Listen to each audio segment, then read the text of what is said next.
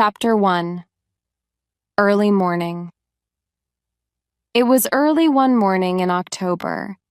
Mrs. Jones was in the kitchen making breakfast. She had been up since 5 o'clock. Mrs. Jones looked at her watch. It was time to wake Peter. Peter, it's 6 o'clock. Get up, she shouted up the stairs. Peter was already awake. What? He asked. It's 6 o'clock, his mother shouted. Oh, okay, Peter replied. He could smell the breakfast which his mother had prepared for him. He got out of bed slowly and went to the bathroom. Peter, his mother shouted again. Yes, Mum. It's okay, I'm up, Peter shouted back through the door. He washed quickly because it was cold and ran back to his bedroom. Peter, your breakfast's ready, Mrs. Jones continued. Yes, Mum, I'm coming, Peter replied as he was dressing. He ran down the stairs and went through the sitting room to the kitchen. Oh, here you are, his mother said. Hurry up or your breakfast will go cold. Peter sat down and ate his breakfast. Do you want some more tea? Peter's mother asked. Yes, please, Peter replied with a smile. Where are you going today? Mrs. Jones asked as she was pouring out the tea. I don't know, Peter said. What's the time? It's 6:30, answered Mrs. Jones, looking at her watch. I must go, Peter said, finishing his cup of tea. Thanks for breakfast. What time will you come back this evening? Asked Mrs. Jones anxiously. Peter stood up. I don't know. If it's a long drive, I won't be back until tomorrow. Take care of yourself, Peter, his mother said, giving him his coat. Don't worry, Mum, I will, said Peter. Then he quickly put his coat on and went out into the hall. Goodbye, his mother shouted. See you, Mum. He went out of the front door into the street. He walked along to the end of the street and turned right. As he turned the corner, he saw the bus and started to run. He ran as fast as he could and got on the bus just before it left. Corporation Street, please, he said to the driver. 50 pence, please, replied the driver. Peter paid and sat down. The bus drove quickly through the empty streets and was soon in Corporation Street. Peter got off and walked along the street to Universal Transport Limited. He went through the gate and into the office. Good morning, Mr. James, said Peter cheerfully as he entered the office. Good morning, Peter. How are you? Said Mr. James, looking up from his desk. Mr. James decided where the lorries went every day and gave the drivers their instructions. He was a short, fat man, aged about 45. He was popular with the drivers because he had been a driver himself once, so Mr. James understood the drivers' problems. I'm fine, thanks, replied Peter. Good, said Mr. James. I want you to take a load of biscuits to Manchester today. You can stay the night there and come back tomorrow. Right, answered Peter. Is the lorry ready? No, Peter, not yet. Can you help load it, please? Asked Mr. James. Peter went outside and walked over to his lorry. He helped put the boxes of biscuits in the lorry and then drove it to the gate. The man at the gate gave Peter the address for the biscuits in Manchester and asked Peter to sign some papers. Peter thanked him, got back into the lorry and drove out of the gate. It was still only 7:30 and Bridgewater was quiet. He drove along Corporation Street and through the center of the town. The town was empty and all the shops were still closed. Peter drove on and soon passed people leaving their houses and hurrying to work. Peter took the road for Bristol, and by 8 o'clock he had left Bridgewater and was out in the country. He turned on the radio and listened. It will be cold in most of England today, and there will probably be heavy rain. That is the end of the weather forecast. Now it is 8 o'clock and time for the news. A middle-aged man was murdered in Bristol late last night. The police would like to talk to a boy of about 16 who... Peter turned off the radio. He was always unlucky. Today he had to drive all the way to Manchester, and it was going to rain. As he was thinking about the weather, the first few drops of rain started to fall. It was still raining when Peter reached Bristol. It was after 9 o'clock now, and all the shops were open. There were lots of people and cars, and he had to drive slowly. He took the road to the north and was through the town in half an hour. Not bad, he thought. I'll get to Birmingham by lunchtime. As Peter looked out ahead, he saw a boy standing by the side of the road. It was difficult to see in the rain, but the boy looked about 16. He was wearing a red jersey and jeans. He was hitchhiking and was holding out his hand to ask for a lift. Peter slowed down and stopped. The boy ran up and opened the door. "Where are you going?" the boy asked. "Manchester?" Peter said. "Can you give me a lift?" the boy asked anxiously. "Yes, get in." As he spoke, Peter leant over and helped the boy into the lorry. The boy closed the door. He was very, very wet. Peter drove off. "Where are you going?"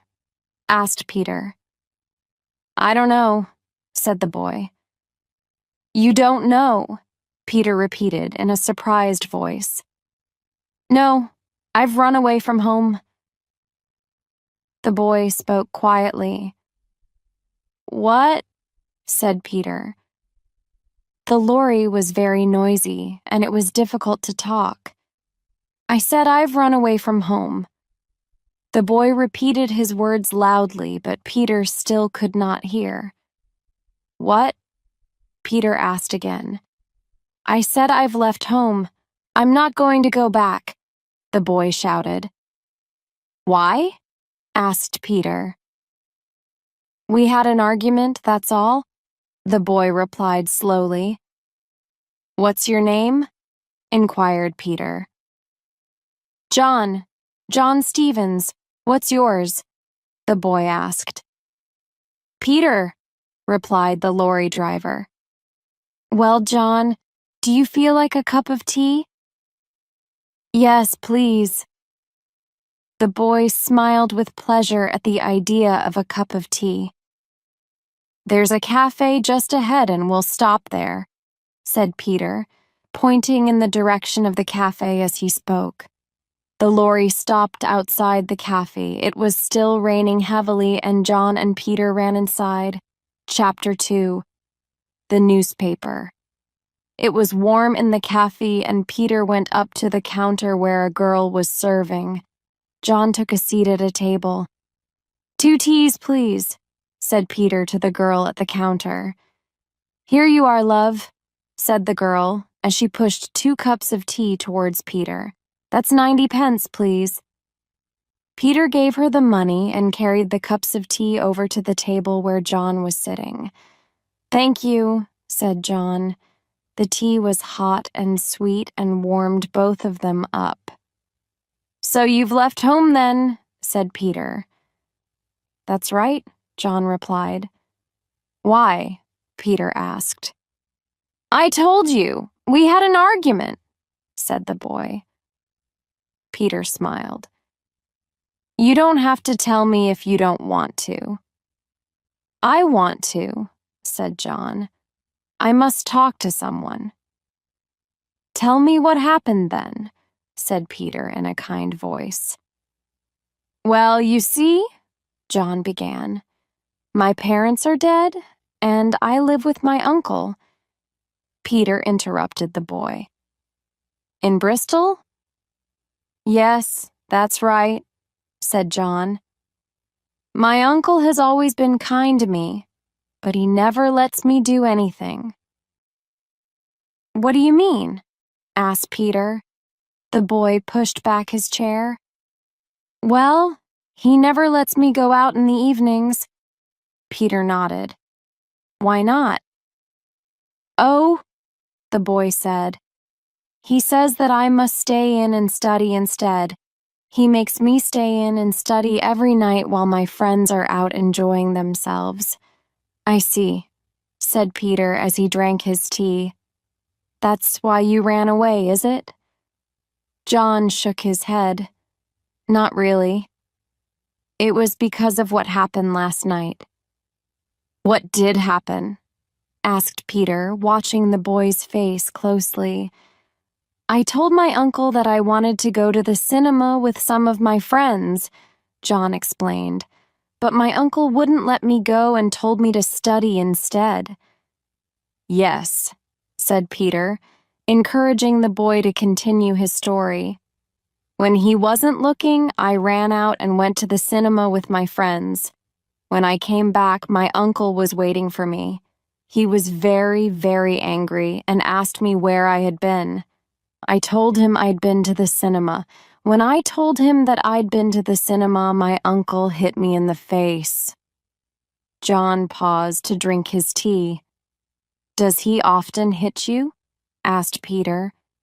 "When he gets angry. Last night he hit me very hard, and I got angry and hit him back," replied John. Peter's face was serious. "What did your uncle do then?" he asked. "Nothing.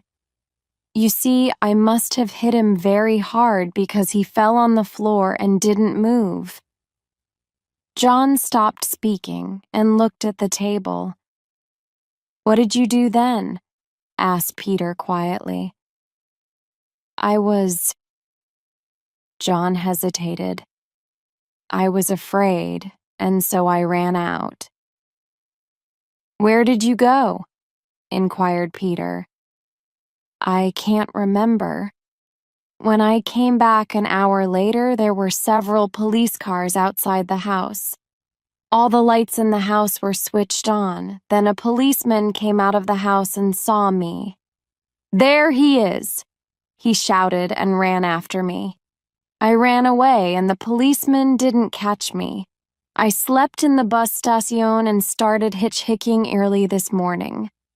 "Well," said Peter, "you certainly had a busy night. Why did you run away from the police?" "Because they wanted to catch me and put me in prison," answered John. "But why do you think they wanted to put you in prison?" continued Peter. "Because my uncle must have telephoned the police. He must have told them to catch me because I had hit him." "Do you want some more tea?" asked Peter. John nodded. "Yes, please." "Here's 90 pence, said Peter, handing John the money. "Can you go and get 2 more teas?" John went to get the tea. There were a lot of people in the cafe, and he had to wait. Peter picked up a newspaper which someone had left on the table. Peter looked at the front page. When Peter had read this, he quickly put the newspaper in his pocket. A minute later, John returned with the tea. "Was there anything interesting in the paper?" John asked. "No," said Peter. "Drink up your tea because we must leave as soon as possible." They finished their tea quickly and walked out to the lorry. Peter started the engine and drove off. It had stopped raining and the sun was shining. It was now warm inside the lorry and John began to feel sleepy.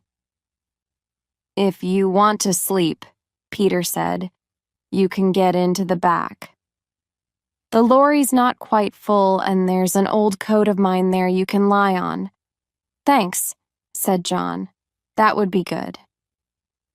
Peter stopped the lorry, and John got into the back. They drove off again. Peter drove as fast as he could in order to make up for lost time. There were only a few cars, and soon the lorry was near Tewksbury. Suddenly, Peter saw a police car stopped on the road ahead. As he drove closer, a policeman walked out in front of the lorry and held his hand up. Chapter 3. The lorry is stopped. The policeman held his hand up. Peter slowed the lorry down and stopped. The policeman walked up to the side window. "What is it?" asked Peter. "What's the matter?" "We're looking for a boy who we think may have killed his uncle," replied the policeman. "Oh, yes," said Peter. "I heard the news about it on the radio this morning." "Well," continued the policeman, "we think the boy has left Bristol and he may be hitchhiking north." "Is he dangerous?" asked Peter. "Very dangerous.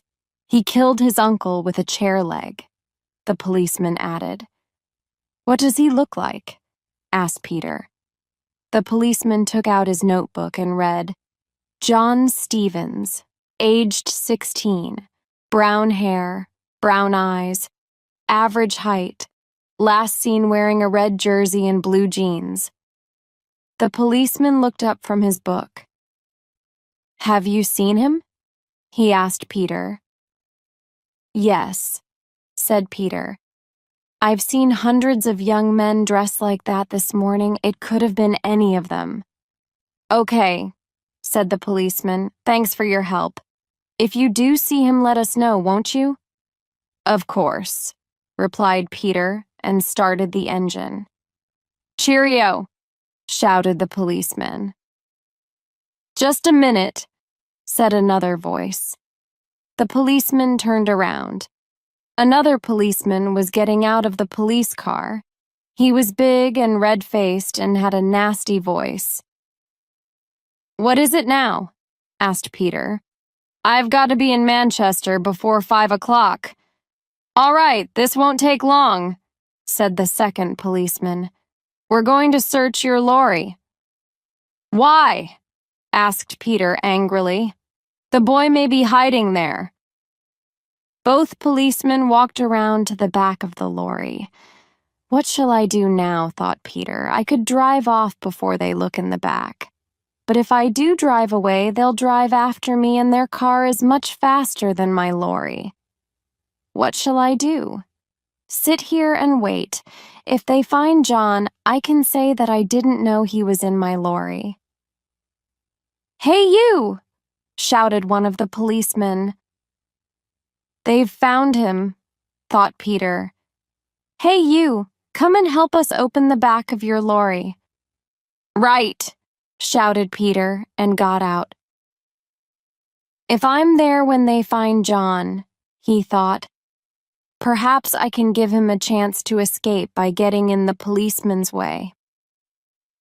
Peter walked around to the back of the lorry and opened it for the policemen. They looked in. All they could see was a lot of boxes and, in one corner, some old coats on the floor. "Right," said the second policeman. "I'm sorry to have made you wait so long. You can go now." Peter thanked him, got into the lorry, and drove off. He drove for 10 minutes until he was sure that the police car was not following him. Then he stopped, jumped out, and ran around to the back of the lorry. He opened it and looked in. He couldn't see John anywhere. Peter climbed into the back. He couldn't understand where John was. The old coat was there, but John wasn't lying on it. Then Peter saw something that the police hadn't noticed. He could see part of a shoe sticking out from under the coat. Peter smiled when he thought how stupid the police were not to have looked under the coat. He went up to the coat and said loudly, "This is the police. Come out at once. We know you are under the coat." "All right," said a voice from under the coat, and John slowly got up. "Oh, it's you," said John. "I thought you were the police." "No," replied Peter. "I was just playing a joke on you." "You did frighten me," said John. "I had a strange dream when I was asleep." "What?" exclaimed Peter. "Have you been asleep all the time?" "Yes, I dreamt the police were searching the lorry." "That wasn't a dream," replied Peter. "It was real." "You mean that the police stopped the lorry when I was asleep?" asked John. Peter nodded his head. "Yes," he said. "And you didn't tell them where I was?" asked John. "No," said Peter. "But why did you help me?" asked John. "You could have got into trouble yourself." "Because I don't think you did what the police said," answered Peter. "What has my uncle told them?" asked John. "Your uncle hasn't told them anything." "Well, in that case," said John. "Because he's dead," said Peter quietly. "Oh no," cried John. "I didn't hit him very hard." "If you hit someone with a chair leg," continued Peter, "you don't have to hit them very hard to kill them." "A chair leg?" replied John in surprise. "I didn't hit him with a chair leg. I hit him with my hands." Peter took the newspaper out of his pocket and showed John the article about the murder. "Are you sure?" asked Peter. "Yes," said John firmly. "Then I was right not to tell the police about you," said Peter. "We'd better start again now, or else we'll never get to Manchester or find out who killed your uncle." Chapter 4. Arriving in Manchester. By 5 o'clock, Peter and John were outside Manchester. "Have you ever been here before?" asked Peter. "No, I haven't," said John. "Well, this is what we'll do. I've got to take my load of biscuits to this address." He gave John a piece of paper. "It'll take me an hour or two to unload everything, and then I'm going to go and see some friends." "Why are you going to go and see some friends?" asked John. "I thought you were going to help me find out who killed my uncle." "I am going to," replied Peter. "When I was younger, I had a lot of friends in Bristol. We used to meet a lot, and sometimes we did stupid things." "What do you mean, stupid things?" John didn't understand. "Oh, fighting, breaking windows, borrowing cars," explained Peter. John interrupted. "Borrowing cars?" Peter smiled. "Well, taking them for an evening, driving around, and then leaving them." "Did you do that?" asked John, looking surprised. "We had nothing else to do," Peter continued. "It was fun for a time." "Not for the people whose cars you took?" John added. "That's true," Peter agreed. "Anyway, after a while I stopped seeing those friends." "Why?" asked John. "Because they started stealing cars and selling them," explained Peter. John nodded his head. "I understand," Peter went on. "Soon after that, they were caught by the police." "What did the police do?" asked John. "They sent my friends to prison," said Peter. John looked at Peter. "I'm sure that stopped them stealing." Not really, said Peter, shaking his head, because in prison they met older men who taught them a lot about stealing. What happened when they left prison? Inquired John. They came to live in Manchester, answered Peter, and I'm afraid that they've continued to steal things. But how does this help me? Asked John. When I've finished unloading the lorry, I'm going to try to find some of these old friends, said Peter. As they've been in prison, they know lots of criminals, lots of people who make a living by stealing. Criminals always talk to each other about things like your uncle's murder. My friends may have heard something about it, something which the police may not know. John smiled. I understand now, he said. They may be able to tell us something useful, something to help us find out who killed my uncle. Peter stopped the lorry outside the shop where he was going to unload the biscuits. Right, said Peter. Look, we're here now. Why don't you go to a cafe or the cinema? The police won't be looking for you in Manchester. I'll meet you here outside the shop at 10 o'clock. Can I come with you? Asked John. No, Peter replied. My friends might not want to talk in front of you because they don't know you. Okay, said John. See you at 10 o'clock. Thanks so much for all your help. You can thank me after we've found the murderer, said Peter. Peter and John jumped out of the lorry. John walked off down the street, and Peter went into the shop where he had to unload the biscuits. He helped the men from the shop to carry the biscuits into the back of the shop and counted all the boxes. Then he got the manager to sign the papers to show that the shop had received all the boxes. By this time, it was 6:30. Peter knew he had to hurry if he was going to help John. He parked the lorry on a piece of open ground and started walking. He walked quickly with his hands in his pockets and had soon left the shopping streets behind him. It was already getting dark and the street lights were on. Peter crossed a busy main road and continued walking as fast as he could. The houses here were smaller and older. The roads were narrower and children were playing under the street lights.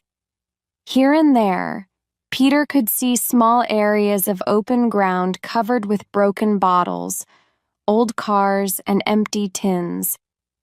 Peter hurried on and soon came to a cafe on the corner of one of the streets. The sign outside said Cozy Cafe. Peter looked in the window and then went in. He asked for a cup of tea and sat down. The cafe was almost empty. An old man sat in one corner reading a newspaper. At the next table to Peter sat a man of about 25 smoking a cigarette. Peter drank some tea and then went over to talk to the owner of the cafe, who was washing up dirty cups and saucers. Good evening, said Peter. Yes, the cafe owner replied. What can I do for you? I'm looking for an old friend, said Peter. He used to live near here. Oh, yes, I might know him, said the cafe owner, without looking up from his washing up. What's his name? Jeff Beck, said Peter quietly. The cafe owner dropped the cup he was holding.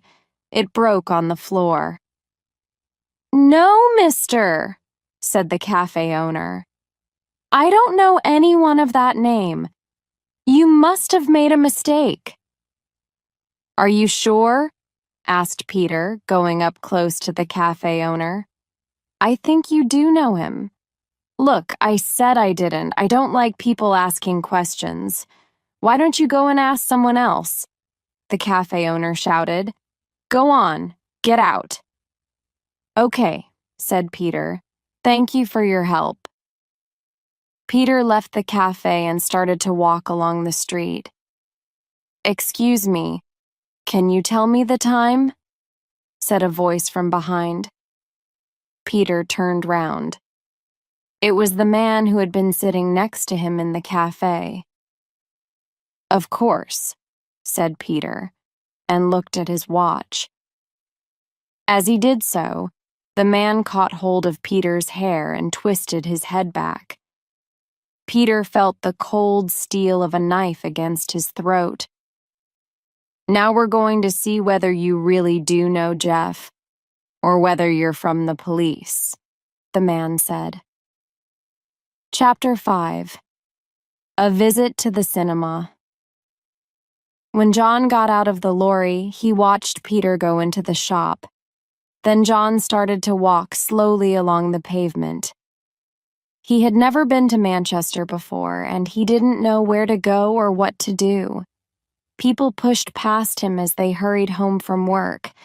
Everyone had somewhere to go or something to do, except him. He started looking in the shop windows so that people wouldn't see that he was lonely. After a while, he came to a cinema. John went up to the cinema and looked at the photographs outside. There was a cowboy film showing. John noticed that there were other people standing looking at the photographs. If I stand here, he thought, no one will notice me. They'll think I'm waiting to go to the cinema or to meet someone. Soon he had looked at all the photographs several times, so he stood watching the people go past. There were several other people standing outside the cinema as well. A man wearing a suit who kept on looking at his watch, a small group of girls who were laughing together, a girl of about 16 who seemed worried about something, a mother with 2 small children and lots of parcels, 2 boys of about John's age, smoking cigarettes and trying to look very grown up, and an old man with a long coat. More people came and waited for a while and then went into the cinema. A small fat man came hurrying up to the woman with the children, kissed her, and picked up one of the children. The woman picked up the other child, and with parcels and children in their arms, they rushed off together. The group of girls finally decided to go into the cinema. A taxi stopped, and a pretty girl came running up to the man in the suit who had been looking at his watch. She said she was sorry she was late, and they went off happily together in the taxi. The 2 boys put out their cigarettes and went into the cinema. The old man walked off down the street slowly, looking in all the shop windows. The only people left waiting outside the cinema were John and the girl who was looking worried. John looked at the clock outside the cinema entrance. It was 7:30.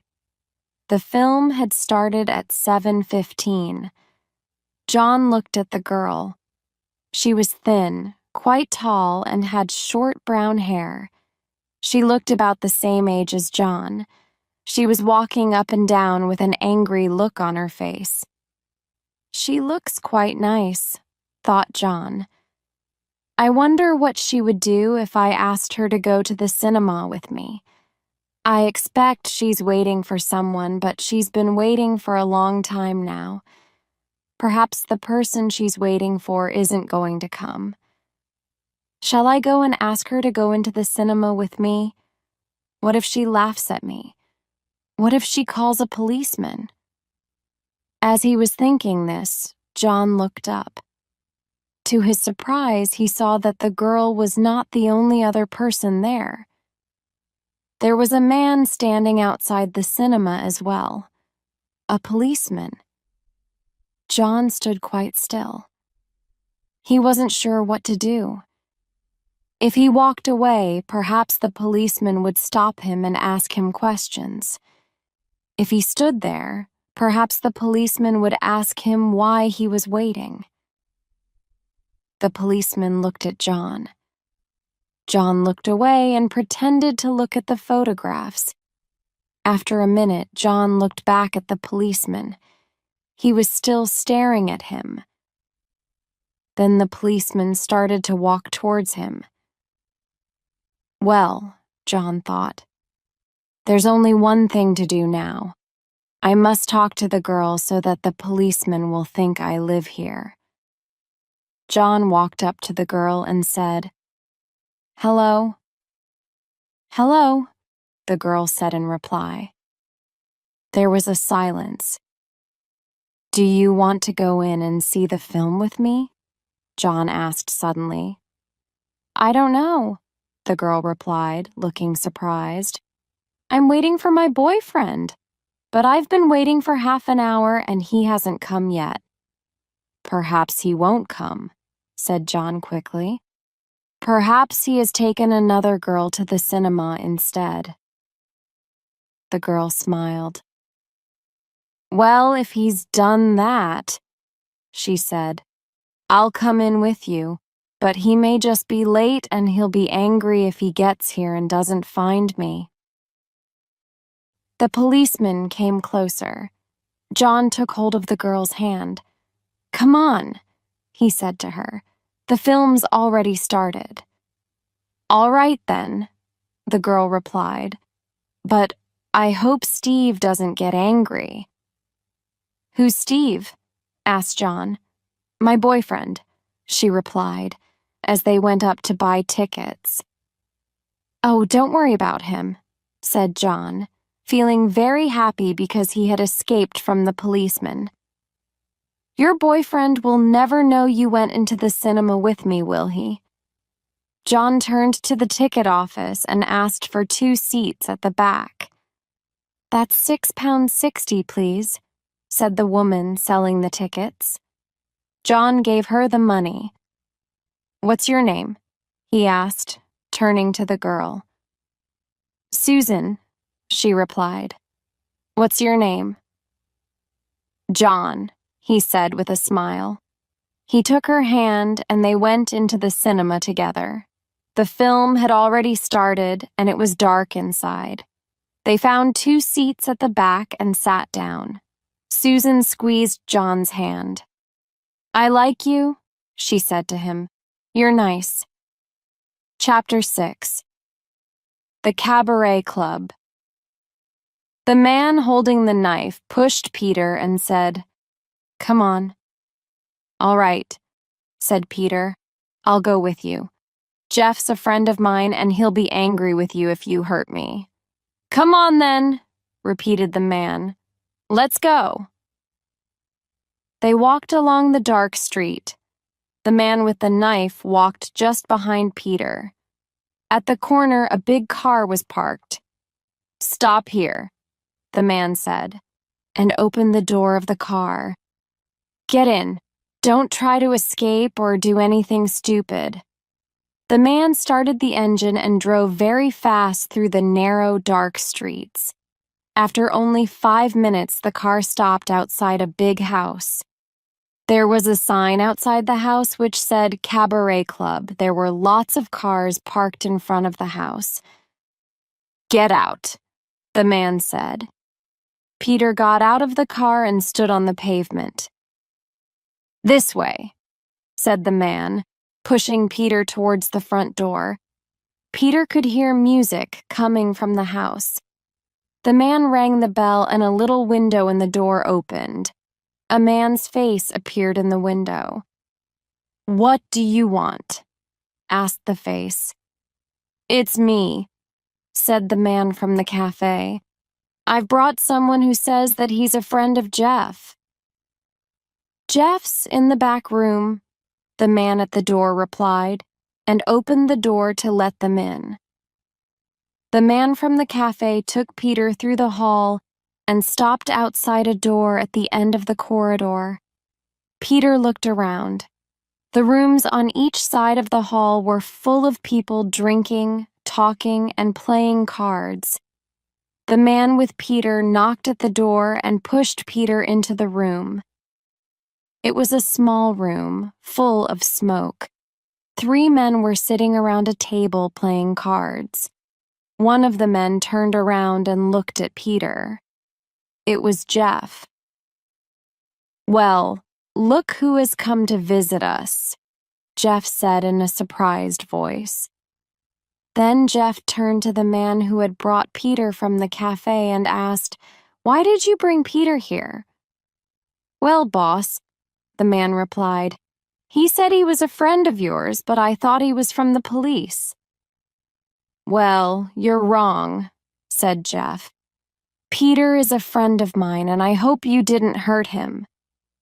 Peter smiled because he was pleased that Jeff remembered him. "Okay," said Jeff. "All of you get out. I want to talk to my old friend, Peter." The others left the room, and Peter and Jeff were alone. "Well, Jeff," said Peter, sitting down, "you haven't changed much." "Perhaps not," replied Jeff, "but I'm much richer now. I own this club." Peter grinned. "So you've stopped stealing and started working honestly?" Jeff laughed. "Well, not exactly. You could say that I control the people who do the stealing. I sell the things which they steal. The club makes it very easy for me to do this because lots of people come here every day." "Anyway," Peter said, "I didn't come here for lessons about being a successful criminal. I need your help." "Why?" asked Jeff. Peter told Jeff the whole story, that Peter had given John a lift, that the police thought that John had killed his uncle, but that John said that he hadn't killed him. "I don't think John did kill his uncle," Peter continued, "but how can we prove it?" "There is only one way," replied Jeff. "You'll have to find the murderer." "But I don't know how to start." "Have you heard anyone talking about the murder?" Peter asked. "No," answered Jeff. "But if you can wait for a few minutes, I'll go and ask some of my friends if they know anything about it. Make yourself at home while you are waiting." After Jeff had left, Peter got up and went out into the hall. He looked into the big room where the music was coming from. A man was singing, some girls were dancing, and people were talking and laughing. It was quite dark and very hot. Peter felt thirsty. He asked for a drink and a waiter brought it. Peter tried to pay for the drink, but the waiter refused to take the money. "You're a friend of Jeff's," the waiter said, "so you don't have to pay." 10 minutes later, Jeff came back. "Well," he said as he sat down, "I think I have some useful information." Peter nodded. "What is it?" he asked. "Do you know who the murderer is?" Jeff laughed. "Of course not," he said. "But I can give you the name of someone in Bristol who may be able to help you." "What's his name?" Peter asked. "Bob Steele. He's a friend of mine. Bob lives by the river. He knows more about what happens in Bristol than the police do." "Thank you very much," said Peter. Jeff gave Peter a piece of paper. "Here's Bob's address," he said, "and a note to say that you're a friend of mine. Bob will help you find the murderer." Peter stood up. "Thank you again, but I must go now," he said to Jeff. "I must get back to Bristol as soon as possible." "Right," replied Jeff. "It was nice to see you again, and if you ever want another job, come and see me." "No, thank you," said Peter with a laugh. "I don't think I'd be a very good thief." Jeff walked out to the door with Peter and told the man at the door to drive Peter back to his lorry in the big car. Peter got into the car and the car drove off fast down the street. Chapter 7. John learns a lesson. Meanwhile, John and Susan were sitting in the cinema. They were sitting close together, and John had his arm around Susan. The film wasn't very good, but they were both enjoying it. Then the film stopped and the lights came on. It was the interval. John turned to Susan and said, "I'm very thirsty. Would you like a cola?" "Yes, please," she replied. John stood up. "Stay here," he said, "and I'll go and get you one." John walked to the end of the row of seats where they were sitting and up to the girl who was selling drinks and ice creams. "Yes, what do you want?" asked the girl with a smile. "2 colas, please," replied John. "There you are. That's £1.20, please," the girl said. John gave the money to the girl and started to walk back to Susan. Then he stopped. He could see that Susan was talking to another boy. She was arguing with him. The boy seemed very angry. John heard Susan say to the boy, "It's your own fault. You were late. Now go away and leave me alone." The boy didn't reply. He turned around and walked towards John. The boy bumped into John, knocking one of the bottles of cola on the ground. "Hey, what do you think you're doing?" said John angrily. "You had better leave my girl alone," answered the boy, "or I'll do more than just push you." John picked up the bottle from the floor and went back to Susan. "Who was that?" John asked Susan. "It was my boyfriend, Steve," Susan replied. "He's angry with me because I didn't wait for him outside the cinema." "What did your boyfriend say?" John asked as he passed Susan one of the bottles. Susan had a drink. "Steve told me to come and sit with him," she said. John nodded. "And what did you say?" he asked. "I told Steve to go away and leave us alone. I told Steve that I was a free person and didn't belong to him. I said that he didn't own me and that I can do what I like. And anyway," she added, "I like you much more than him." John smiled. "I certainly like you much more than I like Steve," he said. Just then, the lights went out and the film started again. John put his arm around Susan. "Give me a kiss," he whispered to her. She did. "Please be careful," she whispered suddenly. "If Steve sees us, he'll be very angry." John looked around just in time to see Steve walking out of the door at the back of the cinema. "It's all right," said John. "Steve has just left." Time passed very quickly for John and Susan, and soon the film finished and the lights came on. "Look," John said as they waited to leave the cinema.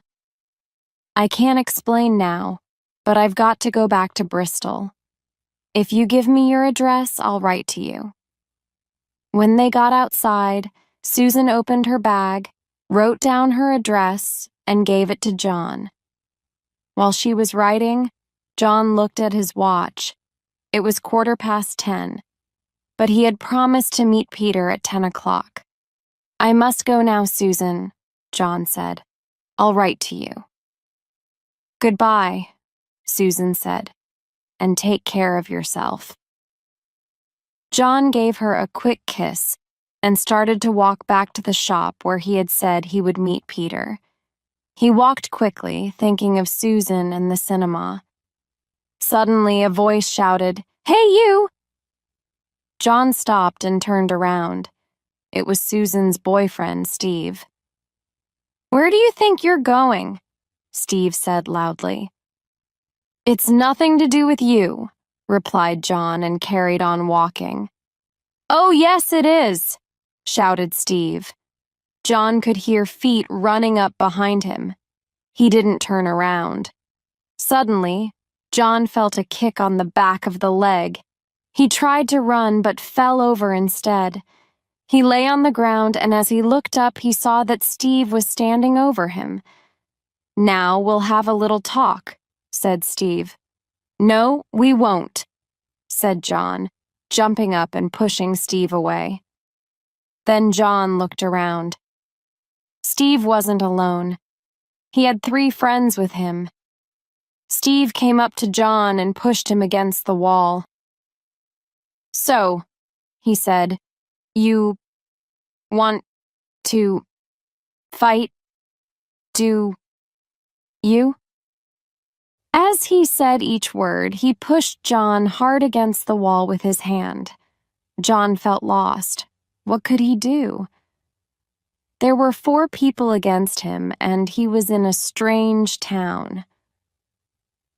"We're going to teach you a lesson," said Steve with a nasty laugh.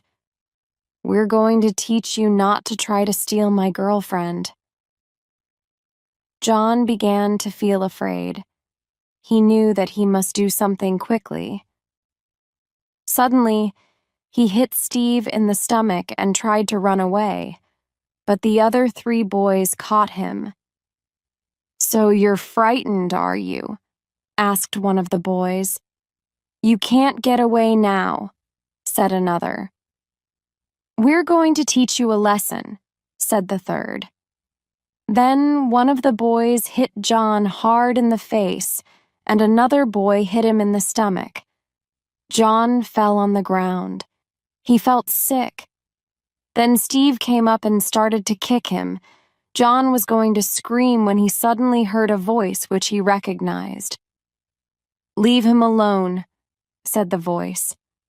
It was Peter, Chapter 8, River Street. "Leave him alone," Peter shouted. Steve stopped kicking John and turned around. "Who are you?" Steve asked. "And what do you want? Go away and mind your own business." "No, I won't mind my own business," said Peter, and hit Steve hard, knocking him back against the wall. John, seeing that the others were watching Steve and Peter fight, jumped up and started to run. "This way," shouted Peter. "Get into the car." John ran over to the big black car which was standing by the pavement. As John got in, he looked back to see that Peter had beaten Steve. Steve and his friends were running away. "How did you know I was here?" John asked Peter when he got into the car. "We'll talk about it later," said Peter. John and Peter sat in silence until the car stopped beside Peter's lorry. Peter thanked the driver, and both Peter and John got into the lorry. Peter started the engine, and they drove back to Bristol. "Now," said Peter as they were leaving Manchester, "tell me how you got into the fight." John explained to Peter about the cinema, Susan, and Steve. "I hope that fight taught you a lesson," said Peter. "Don't."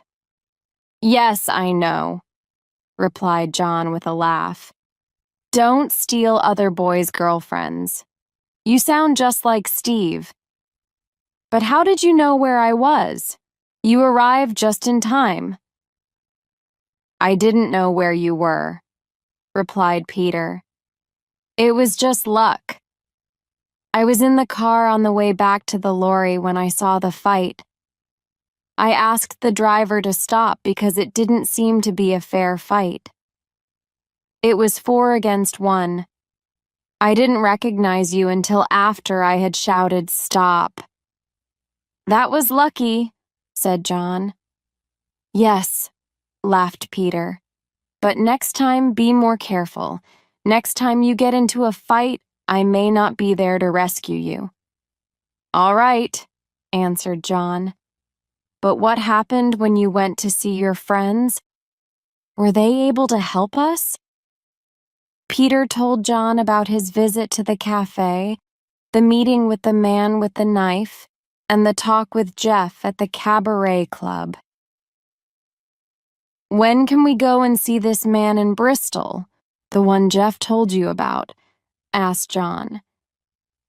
"It depends on when we get back to Bristol," said Peter. "What's the time?" "It's 11 o'clock, John replied. "Well," said Peter, "we should arrive in Bristol at about 5 o'clock in the morning.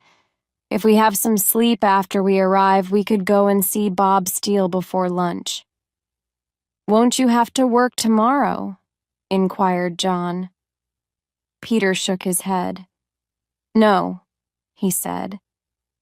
"Universal Transport don't expect me to drive back until tomorrow, so I needn't go to work tomorrow.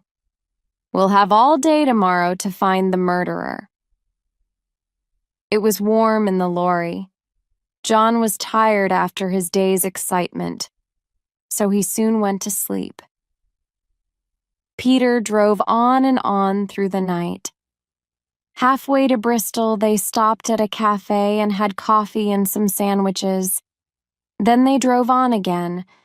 The big lorry was empty and so went faster than usual. There were no cars and only a few lorries on the road. They drove faster than Peter had expected, and it was still dark when they arrived in Bristol. "Wake up!" shouted Peter. "We're in Bristol now." John looked out of the window sleepily. Peter stopped the lorry. "You had better come to Bridgewater with me," he said. "It may not be safe for you to stay in Bristol." "No, don't be stupid," replied John.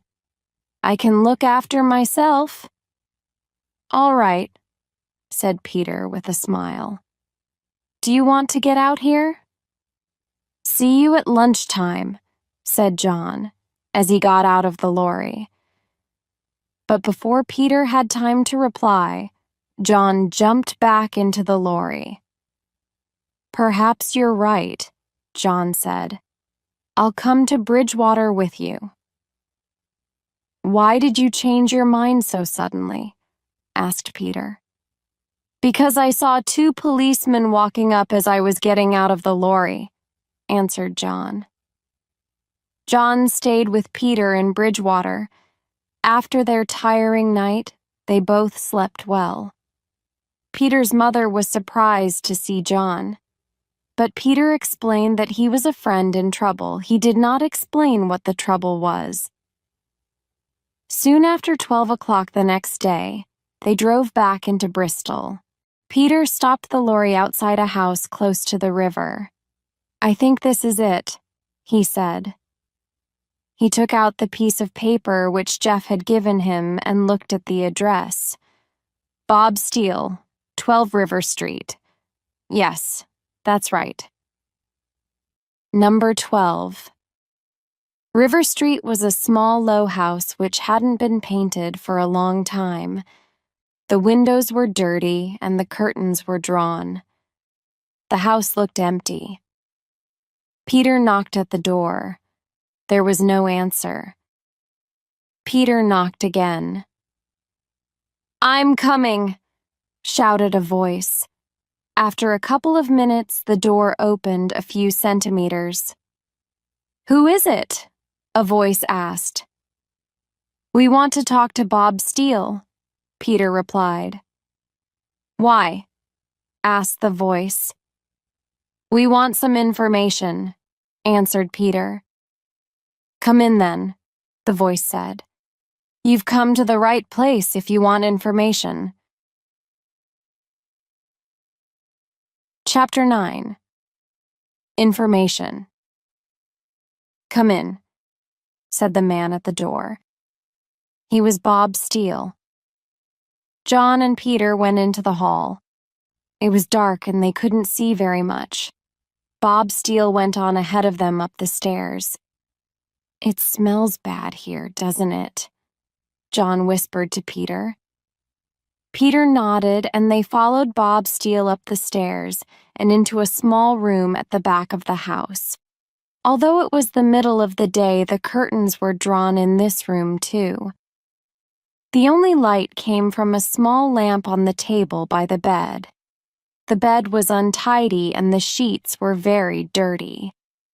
The floor of the room was covered in old newspapers. "Sit down," said Bob Steele. Peter and John sat down and were able to look at Bob Steele in the light for the first time. He was middle-aged and quite short. His hair was red, and he had a small red beard. He was wearing old clothes but had a big new gold watch on his wrist. "I'm Bob Steele," the man said.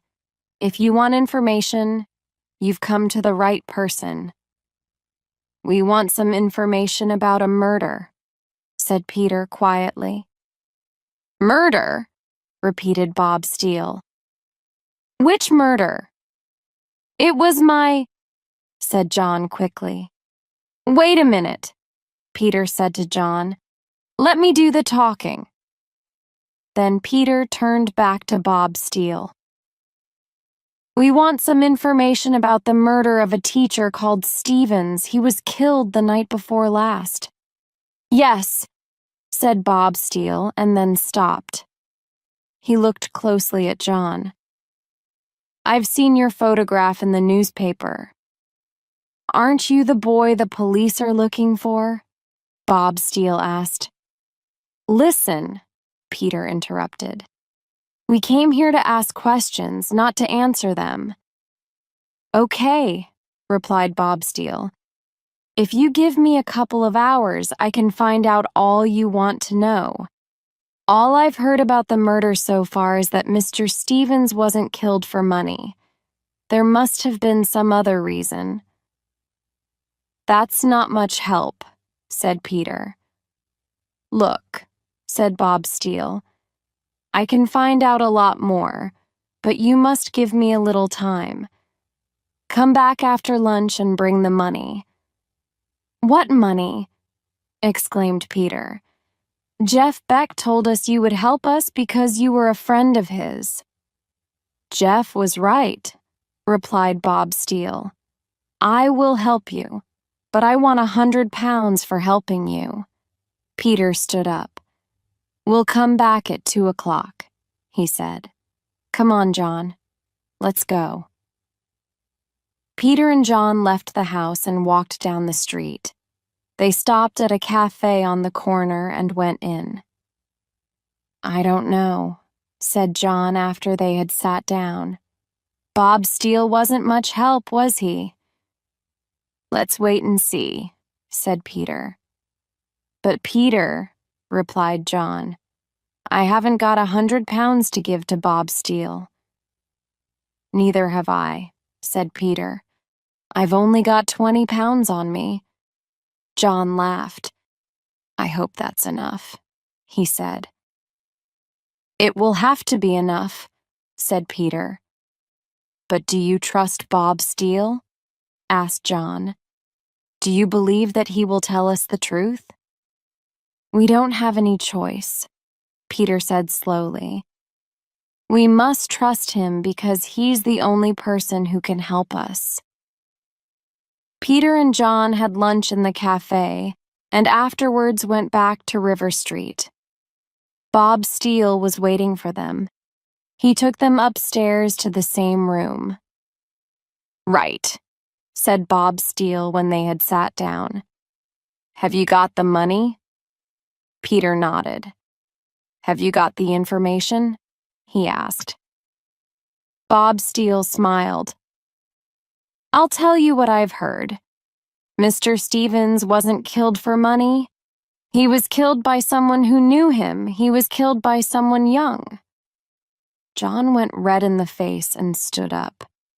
"What do you mean by that?" he shouted. "Be quiet," said Peter, "and let Bob Steele finish." John sat down and stared at Bob Steele. "He was killed by someone young," Bob Steele repeated. He was killed by a boy who knew him." "Is that all?" asked Peter. "Yes," replied Bob Steele. "Now give me the money."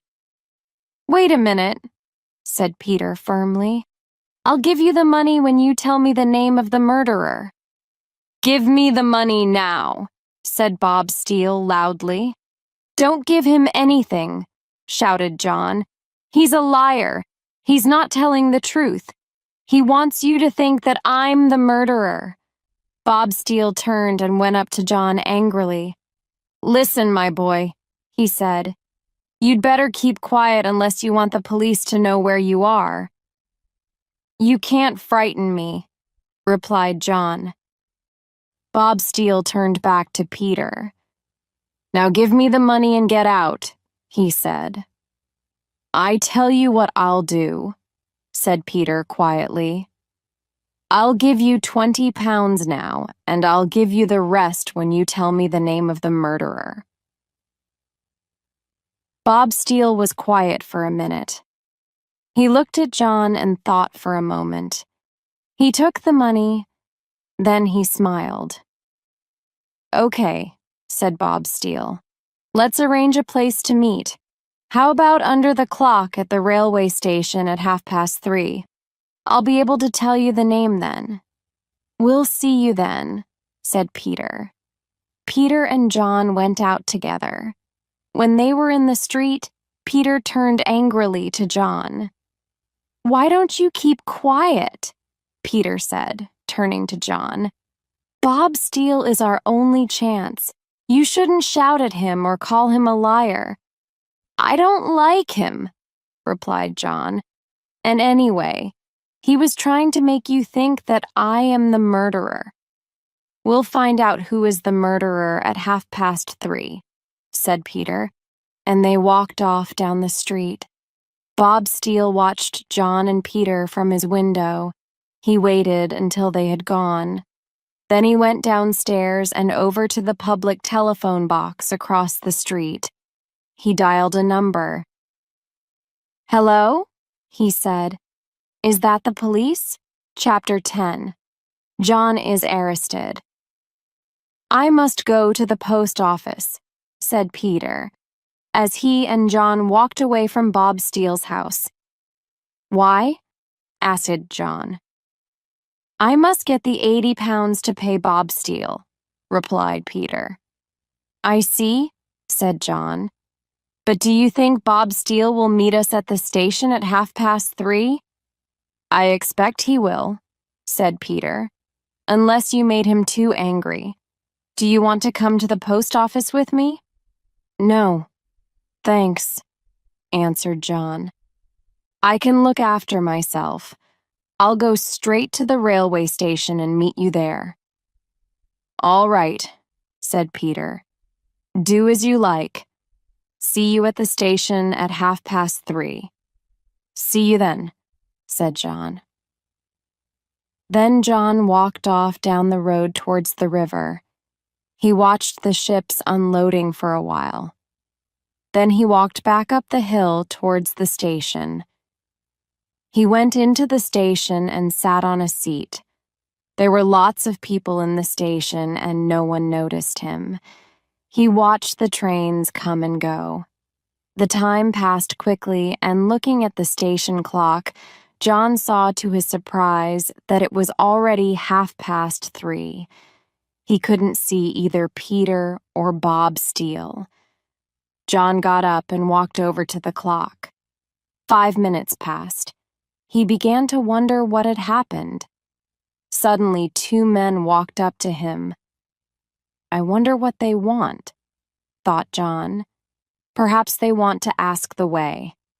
"John Stevens," the first man said. "I am Detective Inspector Shaw. You are under arrest for the murder of your uncle." They were policemen. John looked around to see if he could escape, but the second policeman put his hand on John's shoulder. "Don't try to run away," said the policeman. "You'd better come with us." The policeman took John outside the railway station, where there was a police car waiting. They put John into the back seat, and Detective Inspector Shaw got in beside him. The other policeman got into the driving seat and started the car. As they were driving off, John looked back at the station and saw Peter looking at the car. "Why did you do it?" asked Detective Inspector Shaw. "Do what?" replied John.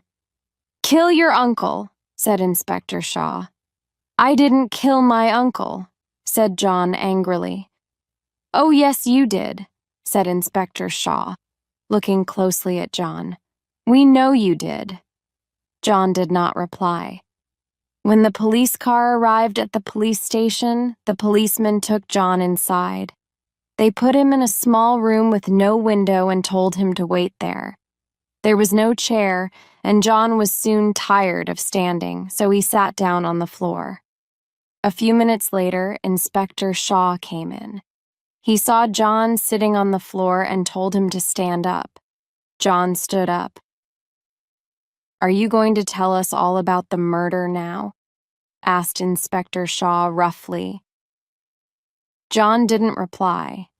He looked at the floor. "Look at me, boy," shouted the policeman. John looked up. "Now tell me the truth," said Inspector Shaw. "Tell me why you killed your uncle." "I didn't, started John. "I see," interrupted Inspector Shaw. "So you want to be difficult, do you?" Inspector Shaw went out of the room and banged the door. John sat down again, but as soon as he did so, the door opened and he was told to stand up. After about an hour, another policeman came in, smiled, and said hello to John. "I'm Sergeant Black," he said. "Are you John?" "Yes," John replied. Sergeant Black brought 2 chairs, and he and John sat down. "I expect you're thirsty," said Sergeant Black. "Would you like a cup of tea?"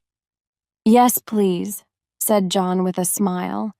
He liked this policeman much more than Inspector Shaw. Sergeant Black brought in 2 cups of tea and a plate of cakes. "Now then," said Sergeant Black kindly, "what's all this about?" John didn't reply. "You can trust me," said Sergeant Black. "I'll understand."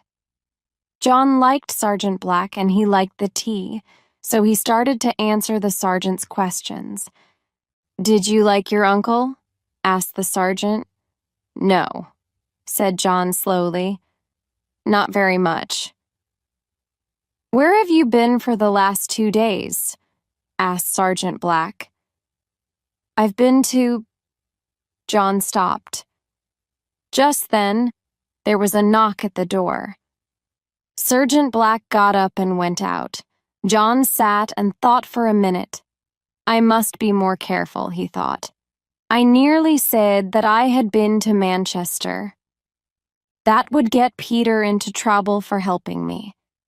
Sergeant Black still hadn't come back, but John could hear his voice. He went up to the door and listened. Sergeant Black was talking to Inspector Shaw. "He's starting to talk now," said Sergeant Black. "Good," replied Inspector Shaw. "He'll tell you everything now." John went back to his chair and sat down. That was lucky, he thought. It had all been a trick to make him talk. Sergeant Black and Inspector Shaw were working together. Sergeant Black came back into the room. "Now," he said with a smile. "Where were we? Oh, yes, you were just telling me that you had been to— I don't remember now. Where was it you said you had been?" "I haven't been anywhere," said John, "and I'm not telling you anything." "Now, don't be stupid," said Sergeant Black. "If you didn't kill your uncle, you haven't got anything to be afraid of, have you? Tell me all about it and I'll see if I can help you. John said nothing. Sergeant Black tried asking more questions, but John didn't reply. After a while, the sergeant put John in another room with a bed and locked the door. "Can I have some food, please?" John asked. "Yes," the policeman replied. "You can have some food when you've told us the truth." Chapter 11. Peter finds Bob Steele. Peter looked at the police car as it drove away from the railway station. He thought that he could see John inside the car. Peter looked again. Yes, it was John. The police had caught John at the railway station. Peter ran into the station and looked under the clock, but there was no one there. But where was Bob Steele?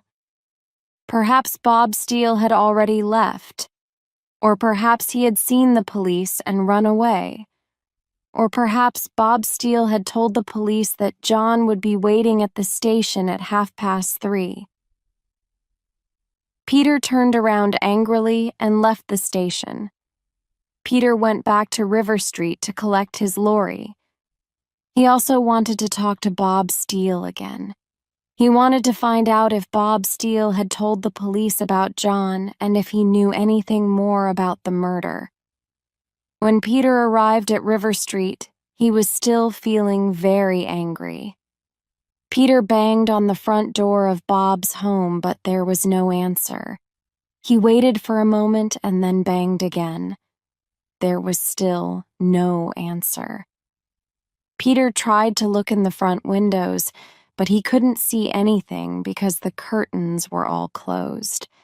He went around to the back of the house and banged on the back door. There was no answer. Right, thought Peter. If Bob Steele is at home, he'll have to go out at some time. If he's out, he'll return home in the end. So I'll wait for him. Peter walked back to the front of the house and drove his lorry around the corner, out of sight. Then Peter went into the cafe on the corner, where he and John had waited at lunchtime. He sat at a table at the window, from which he could watch Bob Steele's front door. It was just after 4 o'clock. Peter drank a cup of tea and waited. By 5 o'clock, Bob Steele still had not appeared. Peter drank another cup of tea and ate some biscuits. At 6 o'clock he went out, bought a newspaper, and returned to the cafe. He looked at the front page of the newspaper.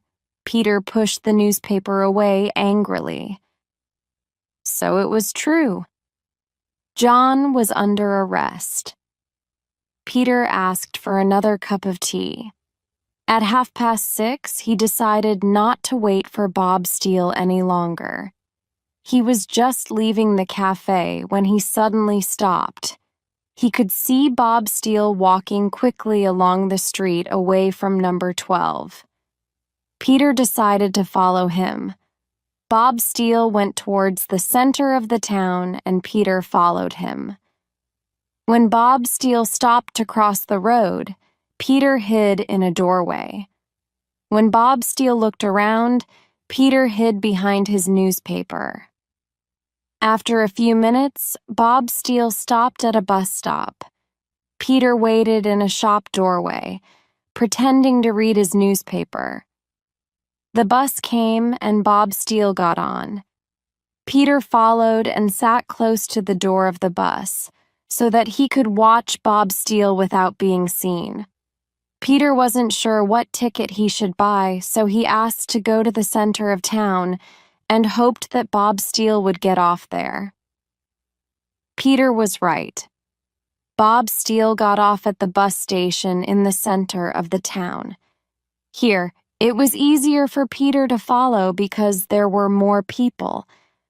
Soon, Bob Steele turned into a narrow side street. Peter followed him. But when Peter turned the corner, he was surprised to see that the side street was empty. Peter walked along the side street slowly and carefully, stopping every few meters to listen. Halfway down the street, he could hear voices coming from a dark shop doorway. He went close to the doorway and listened. Peter could hear Bob Steele's voice, but couldn't hear all the words. Peter could only hear some of the words Bob Steele was saying. Told you, trust me. The police, arrest, railway station. Peter moved closer to try to hear what Bob Steele was saying. Suddenly, Peter bumped into a tin which was lying on the ground. The tin made a loud noise. Bob Steele and the person he was with stopped talking. Peter jumped back and tried to hide, but it was too late. "There's someone there," shouted Bob Steele, and he and the person he was talking to ran off down the street. Peter ran after them. He could see both of them clearly as they ran ahead of him. The person Bob Steele had been talking to looked quite young, about 15 or 16 years old.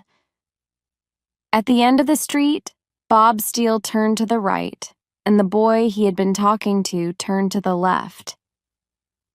"What shall I do?" thought Peter. "Which one should I follow?" He decided to run after Bob Steele. He ran as fast as he could and slowly got closer and closer to Bob Steele. Bob Steele looked over his shoulder at Peter and tried to run faster. But Peter caught up with him and took hold of his coat. Bob Steele tried to get free, but he couldn't escape. Peter caught hold of Bob Steele's arm and twisted it behind his back. "Now," said Peter, "you're going to tell me the truth." Chapter 12. More information. "Come on," said Peter. "Tell me the truth." But Bob Steele didn't say anything, so Peter twisted his arm a bit more. "Ow!" cried Bob Steele. "Stop it." "I'll stop it when you start talking," replied Peter. "All right," said Bob Steele, "but I can't talk here. Let's go back to my house and I'll tell you there." "I've got a better idea," said Peter. "We'll walk back to your house and you can tell me what you know as we walk." "Okay," said Bob Steele, "but please leave go of my arm." Peter laughed. "No," he said. "I don't want you to run away again." Then they started walking back to River Street. "Now," said Peter, "did you send the police to the railway station?" Bob Steele shook his head. "No," he said, "I didn't do it." Peter twisted Bob Steele's arm. "I don't believe you," he said. "Why did you send the police to the station? Was it for money?" "No," said Bob Steele. "They didn't give me very much." Then he was silent. "Very much what?" asked Peter quickly.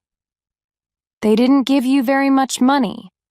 So you did tell the police that John was at the station, but they didn't pay you very well." Bob Steele didn't reply. They both walked in silence for a moment. "Who were you talking to?" asked Peter. "When?" said Bob Steele. "When I caught you," replied Peter. "I was talking to myself," said Bob Steele. "No, you weren't," Peter said firmly. "I saw you talking to a boy. Who was he?" Bob Steele didn't answer. They walked on in silence again, and were soon back outside number 12 River Street again. "Open the door," Peter told Bob Steele. "We haven't finished our conversation yet." When they were sitting in the upstairs room again, Peter leant forward and started to speak seriously to Bob Steele. "Now, let's be honest with each other. You make your living by selling information. You sold information about my friend John to the police." Bob Steele opened his mouth to speak, but Peter ignored him and continued. "You sold John to the police," said Peter. "But the police didn't pay you very much, so someone else must have paid you as well. Someone else must have given you money to tell the police where John was. Am I right?" Bob Steele looked at the floor and didn't reply. Peter went on. "I think that the person who paid you to tell the police where John was must have had a reason. I think he must have had a good reason to want to see John arrested by the police. Do you know what reason?" Bob Steele shook his head. "No, I don't." "Well, I do," said Peter. "I think the person who paid you money to get John arrested was the murderer. Now, tell me the name of the person who paid you. Tell me his name." Bob Steele looked up. "You don't understand, mister," he said. "I don't tell people things. I sell information. If you want to know anything more, you'll have to pay me."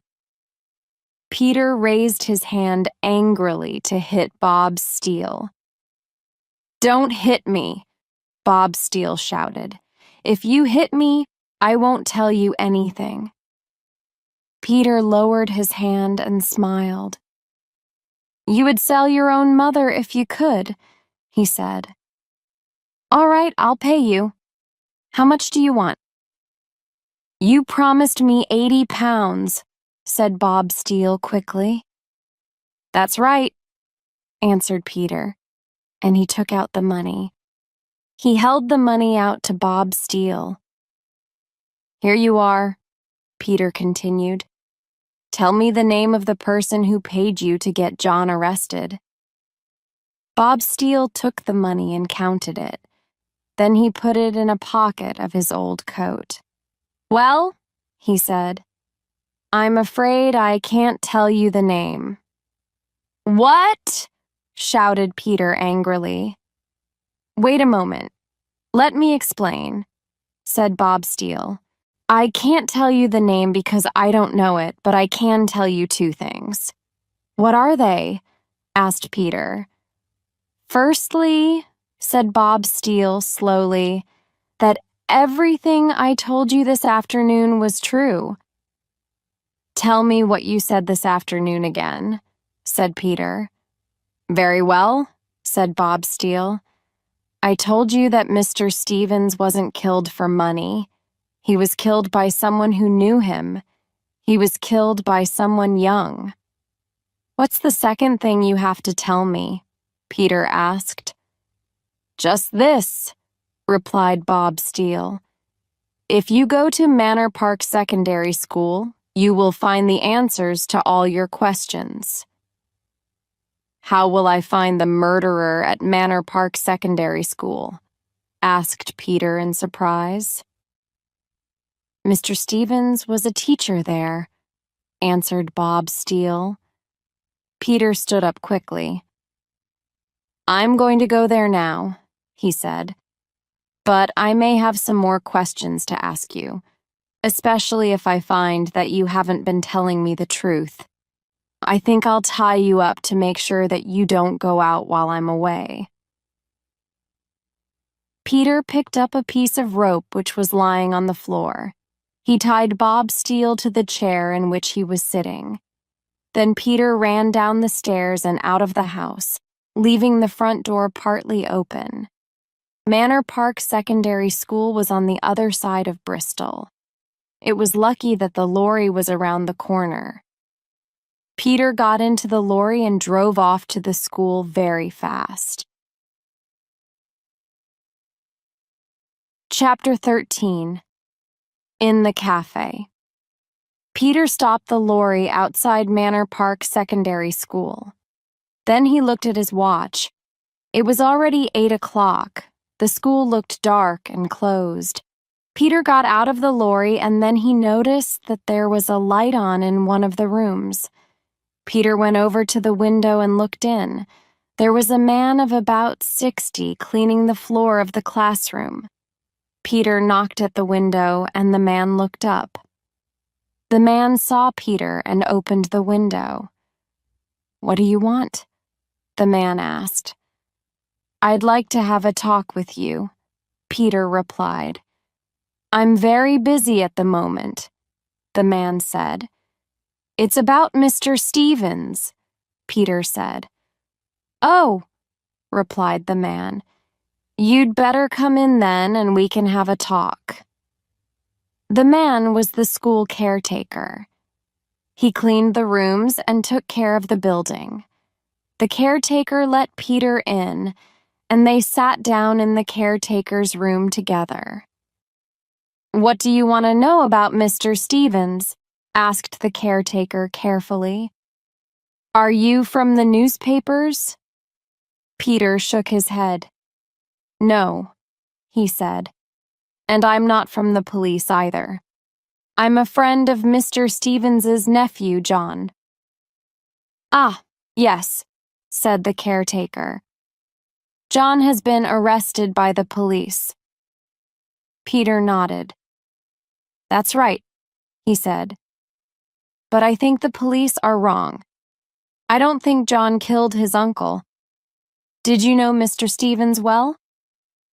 "Yes," replied the caretaker as he lit a cigarette.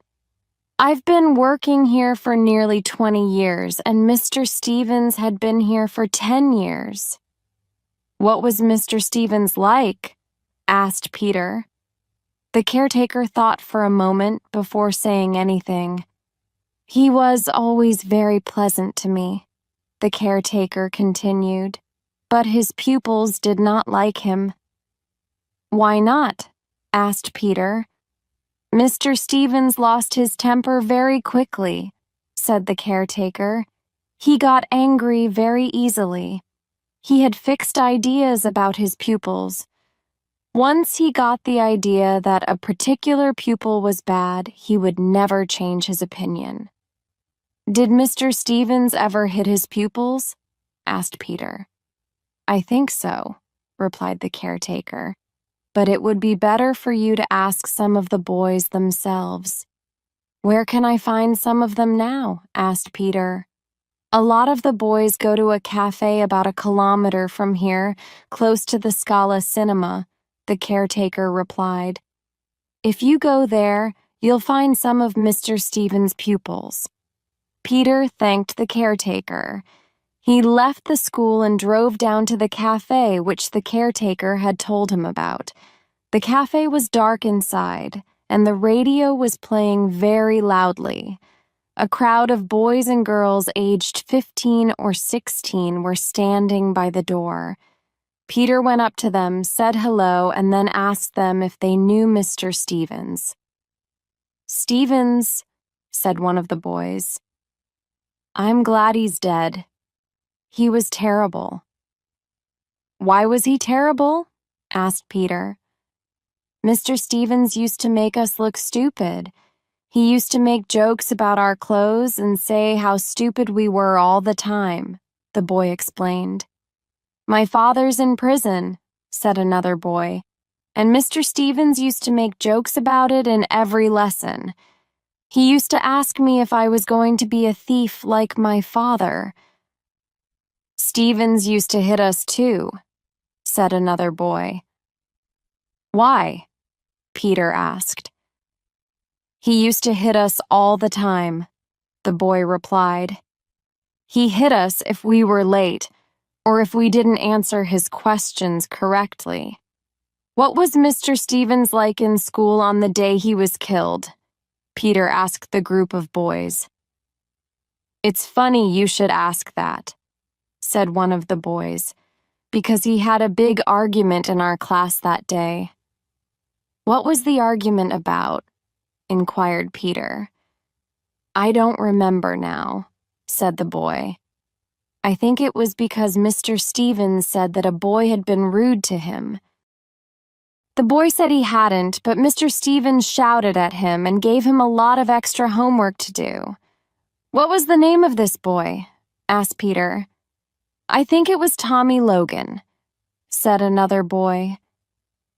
Peter thanked the boys for their help and asked them where he could find Tommy Logan. "Tommy could be anywhere," one of them said. "He's got a motorbike, but he usually comes here to the cafe at about 9 o'clock, so if you wait, you'll probably see him." Peter went into the cafe, got a cup of coffee, and sat down. He had been waiting for nearly half an hour when he heard a motorbike arrive outside. A dark-haired boy wearing a leather jacket pushed through the crowd at the door. The boy came up to Peter. "I hear that you're asking questions about me," he said, staring at Peter. "What do you want?" Peter looked at the boy in the leather jacket. Peter couldn't remember where he had seen him before. Then Peter remembered. This was the boy he had seen talking to Bob Steele. Chapter 14. The Chase. Peter looked carefully at the boy in the leather jacket. "Sit down," Peter said. "Are you Tommy Logan?" "That's right," replied the boy. He was about 16, with dark hair and a thin face. He seemed nervous, and his eyes were moving all the time. "I want to ask you some questions about Mr. Stevens," Peter told the boy calmly.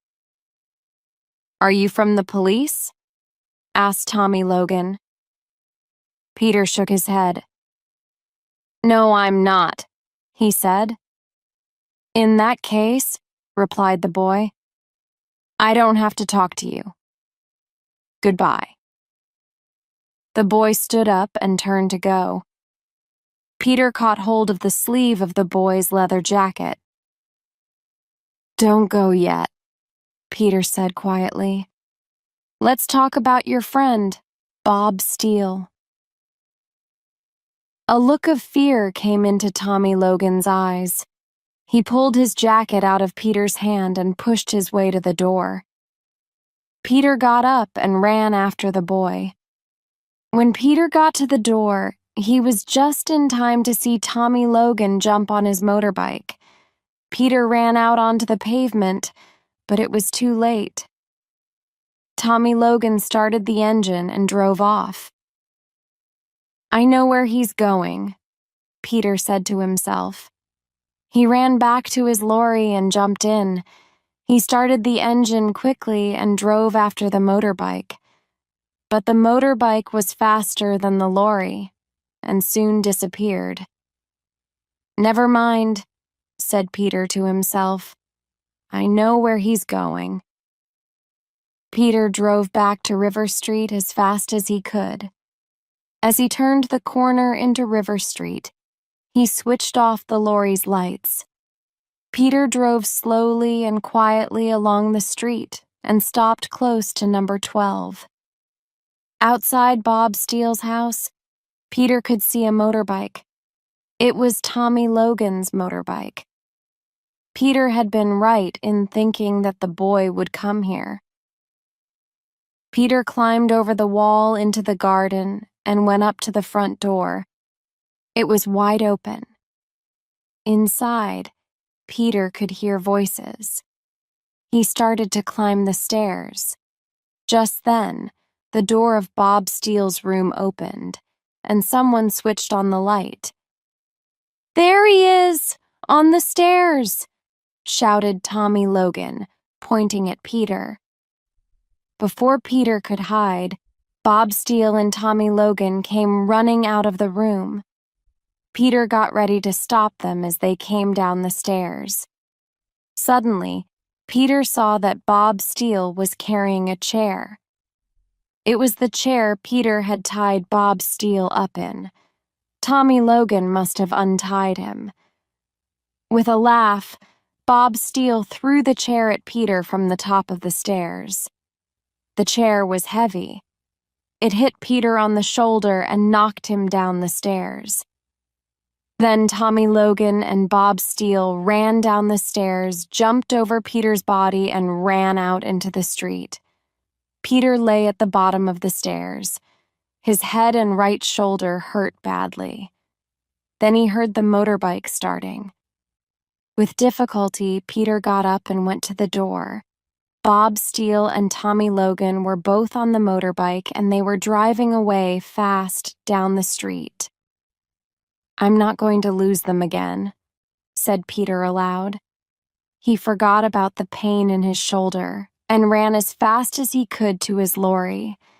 In a moment, he was chasing after the motorbike in his lorry. The motorbike turned right at the end of the street and went down the hill towards the river. Peter switched on the lorry's headlights fully, and with the tires screaming, he followed the motorbike around the corner. Going down the hill, Peter was able to go faster than the motorbike and was soon only 50 meters behind. Then, at the bottom of the hill, the motorbike suddenly turned right into a narrow street. Peter followed the motorbike into the narrow street. As the lorry's lights lit up the wall at the end of the street, Peter shouted happily, "Now I've got you!" he shouted. "There's no way out!" The street had no exit. The only way out of the street was back to the road. The motorbike went to the end of the street, and discovering that there was no way out, turned around. Then the motorbike drove back towards Peter. Peter could see Tommy Logan's face as he drove the motorbike straight at the lorry. Peter quickly turned the lorry across the street so that the motorbike could not pass, and then he waited for the crash. With a roar, the motorbike came right up to the lorry. Then Tommy Logan saw a narrow gap between the lorry and the wall. The gap was less than a meter wide, but big enough to let the motorbike escape. The motorbike roared through the gap between the lorry and the wall. Peter was furious. Angrily, he turned the lorry around and began to chase the motorbike. When he turned into the road by the river, Peter could just see the backlight of the motorbike disappearing in the distance. He drove faster.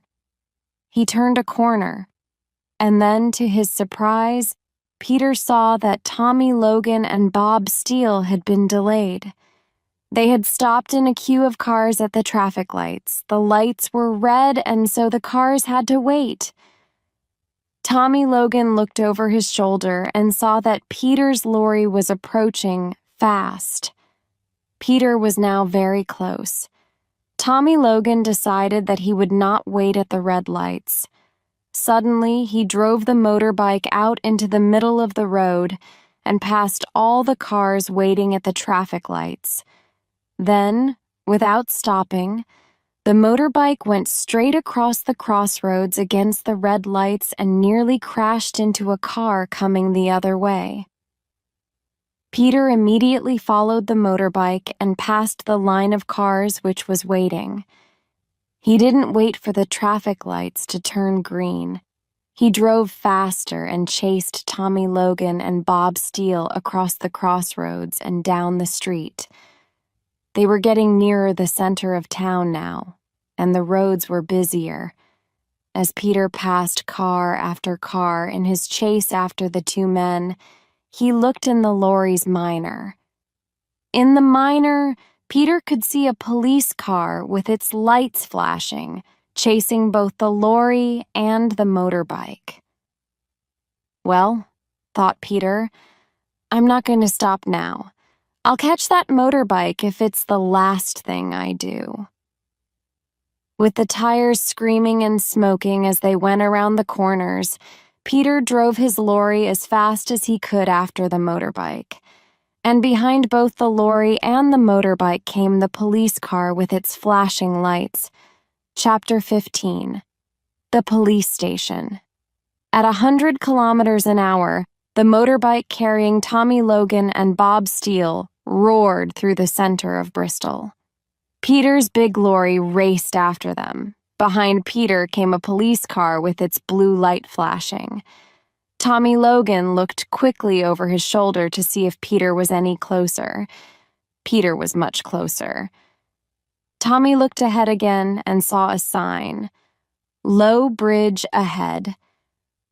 With a smile, Tommy drove the motorbike under the bridge. Peter saw the bridge coming, but the lorry was going too fast to stop. The lorry was quite high, and Peter thought it would hit the top of the bridge and crash. With a loud roar, the lorry went under the bridge and missed the top by a few centimeters. Peter wiped the sweat from his forehead. That was close, Peter said to himself. Peter looked in the mirror again. There were now 2 police cars behind.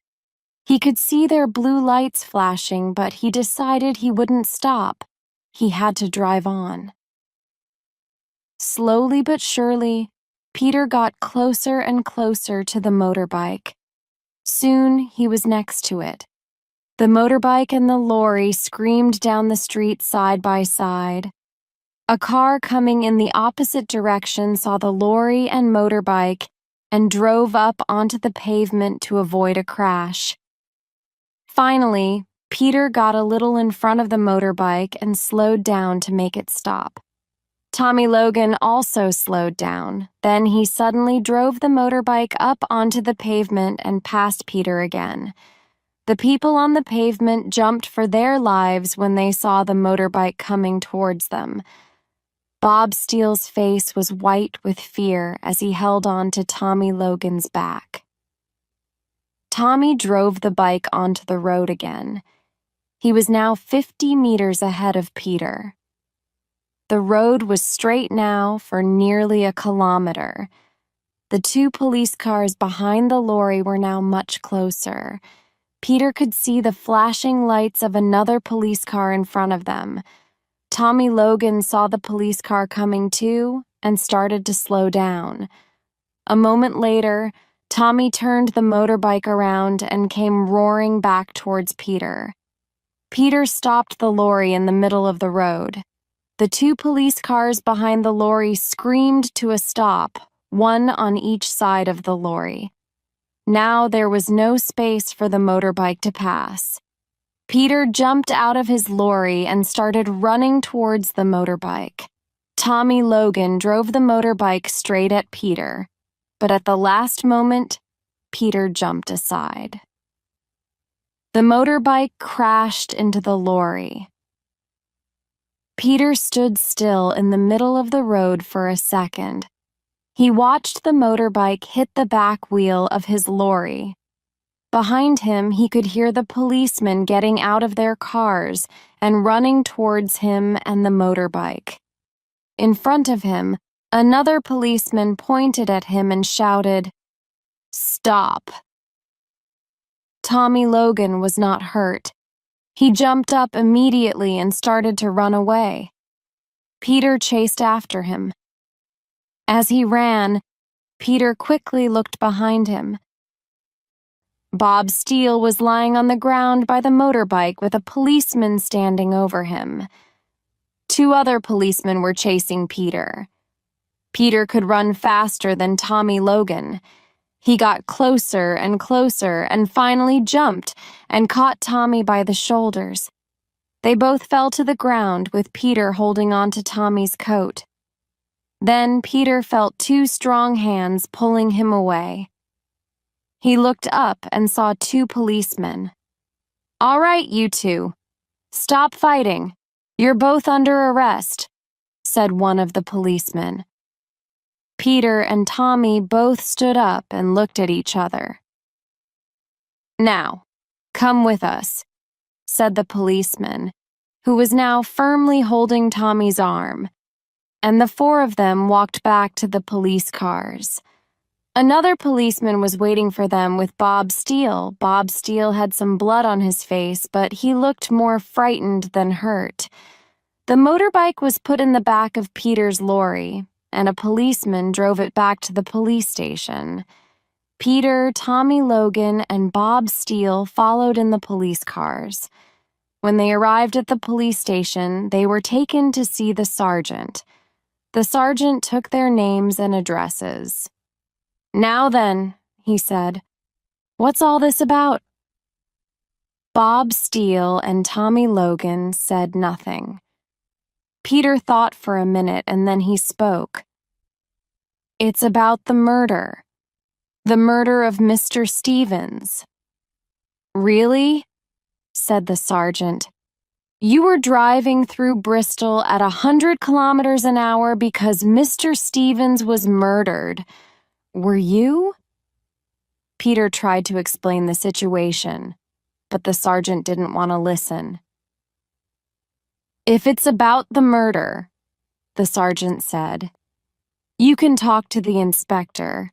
He's out now, but he'll be back in half an hour. I hope you're telling the truth because the inspector is a very busy man.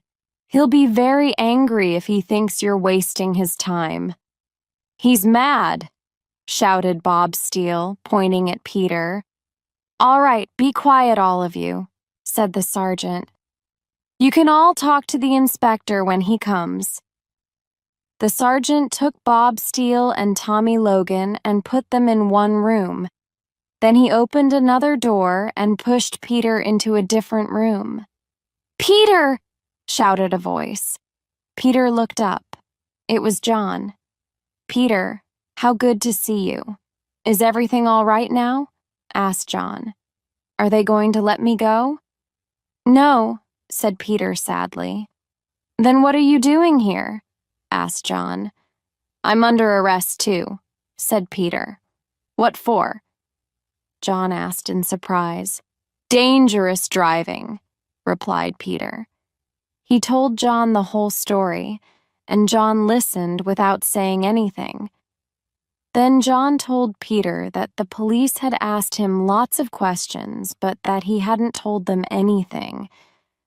"I think it's about time you did tell us everything," said a voice from behind them. It was Inspector Shaw. "Now," said Inspector Shaw, "you're both in bad trouble. I want the truth." Chapter 16. The truth is told. Inspector Shaw sat down. He looked at Peter and John. "I want the truth," the inspector said again. Peter looked serious. He was going to tell the inspector the whole story. He hoped Inspector Shaw would believe him.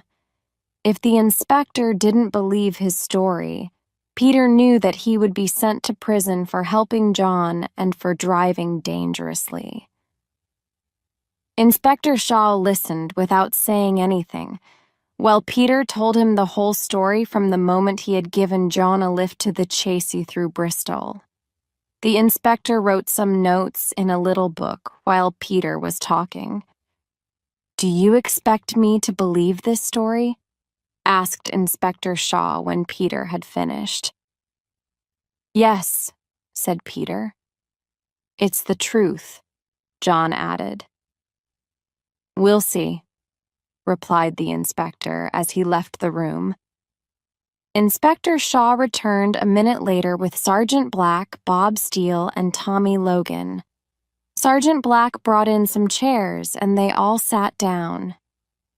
Inspector Shaw turned to Bob Steele, who looked very frightened.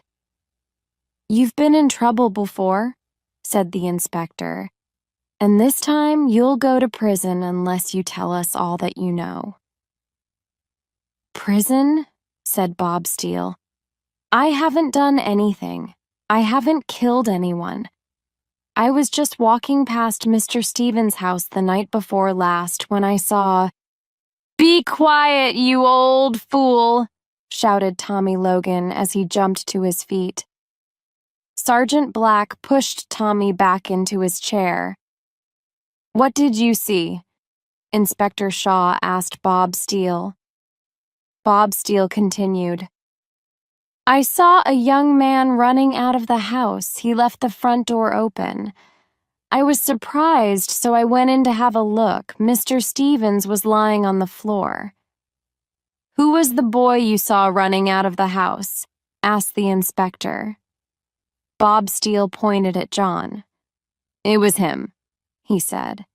"I didn't," started John. "Be quiet," said Sergeant Black. "What happened next?" the inspector asked Bob Steele.